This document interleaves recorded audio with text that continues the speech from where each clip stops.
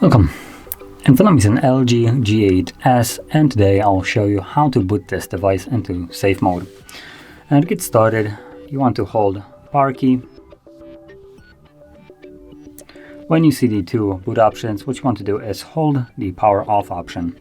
And when you hold it, it will change into safe mode instead of power off, giving you the message that, in safe mode, basically all the apps that you have installed will be disabled by default, and this will be undone when you reboot the device. So let's tap on turn on, and while the device is rebooting, I'll describe you what the purpose of this mode even is for. So when you put up your device into safe mode, it will disable all the applications from starting up.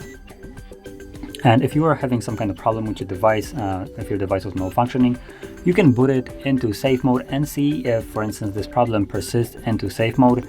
If it does, then you will have a little bit of a better understanding if whatever was happening is based because of, for instance, something that you have installed, or just the device being broken, as an example.